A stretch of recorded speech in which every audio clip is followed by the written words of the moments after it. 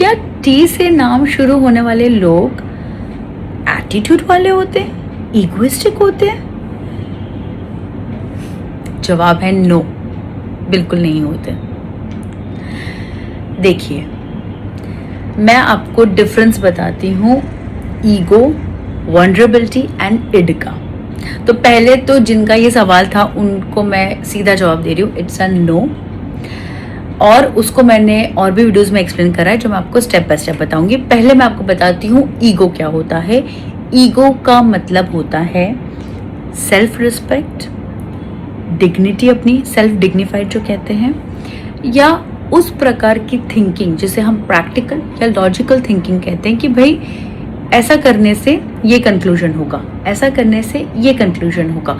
वो जो thought process होती है ना, स्ट्रेटेजिकल थिंकिंग जो कह सकते हैं, that is called ego. Fine.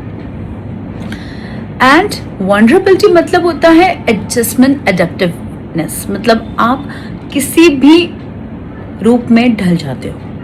और थर्ड वर्ड था इड। इड जो होता है ना, या आप उसको एड भी बोल सकते हो, इड भी बोल सकते हो। वो होता है कि मैं क्यों करूं ऐसा, मतलब हाउ डेयर कि मेरे साथ ऐसा आपने बोल दिया है वैसा, वो जो नेगेटिव ट्रेट हम बोलते हैं ना, वो ये होता है। ठीक है। सो क्वेश्चन वाज कि are they egoistic? No no no no.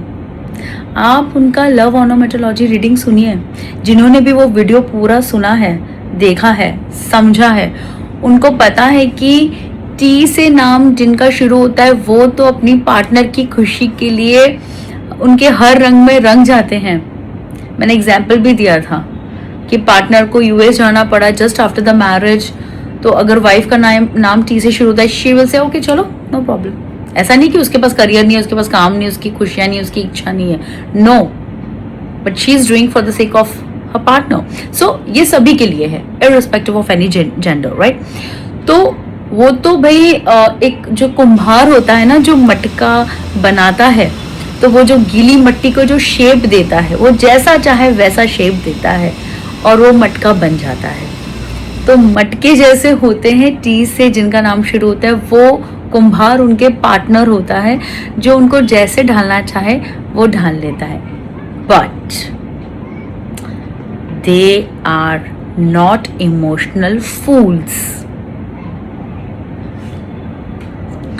अपनी खुशी को कुछ पल के लिए वो रोक सकते हैं, मैं तो कहूँ कुछ टाइम के लिए सेक्रीफाइस भी कर सकते हैं, बट नॉट फॉरएवर।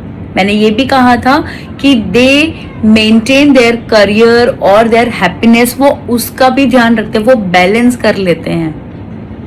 अगर सामने वाला इस चीज में खुश है और इनकी खुशी किसी और चीज में, तो वो उसको बहुत प्यार से बैलेंस कर लेते हैं, है ना। प्लीज पूरा वीडियो देखिएगा, लव ऑर्नामेटोलॉजी टी रीडिंग।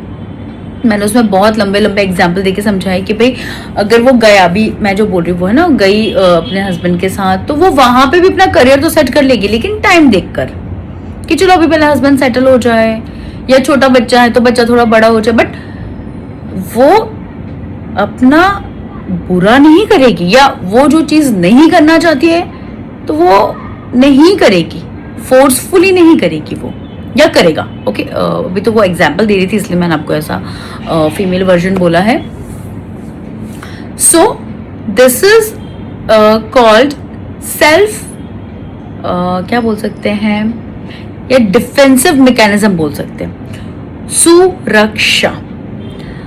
जब हम फ्लाइट में ट्रैवल करते हैं, आपको पता है अनाउंसमेंट्स होते हैं ना कि सीट की पेटी बांध के रखिए, वो नहीं कि भाई जब इमरजेंसी आता है तो पहले खुद की रक्षा करिए, फिर पास वाली की करिएगा। Okay, so this applies to T से नाम जिनका शुरू होता है, they do the same thing. But इनके केस में क्या है, ये इमोशंस की बात हो रही है, तो इनके केस में क्या है कि सामने वाला भी खुश, मैं भी खुश, तेरी भी रक्षा मेरी भी रक्षा, दोनों सेफ। ठीक है। और उसके लिए ये एडेप्टिव होते हैं कि भाई अभी ये नहीं कर सकते, कोई बात नहीं, बाद में कर लूंगा या कर लूंगी। तो अगर आपका पार्टनर टी से उसका नाम है, और अगर वो अपनी बात को रख रहा है या रख रही है, या वो कह रहा है या कह रही कि मुझे ऐसा करना है, तो समझिए कि उसने कुछ तो एडजस्ट किया था आपके लिए किसी पर्टिकुलर टाइम में, एंड नाउ ही और she wants to take his or her stand or want to do what he or she was not able to do at that time. So yes, they are not at all having that ed or negative thing. They know how to balance between respect of others and also their, okay, well dignified होते हैं, self respect को सच में respect देते हैं, और सामने वाले की सिचुएशन को भी समझ के उनको भी रिस्पेक्ट देते हैं, ठीक है. So it's just protecting there emotional wound, कोई इमोशनल वुंड उनको ना हो जाए. और मैं तो कहूंगी ये बहुत अच्छी चीज है यार, आपके अंदर इतनी समझ है कि इस समय पर क्या प्रायोरिटाइज करना है, प्रायोरिटी किसको देना है. अगर अभी मैं अपने इमोशंस या अपनी चीज या अपने बारे में सोच रहा हूँ या सोच रही हूँ, तो रिलेशनशिप में क्या प्रॉब्लम हो रहा है, मेरे पार्टनर को क्या प्रॉब्लम हो रहा है, and after that if the partner is settled, he और शी इज हैप्पी, उसका हो गया, now I can also do for myself. It's a wow, it's really a wow.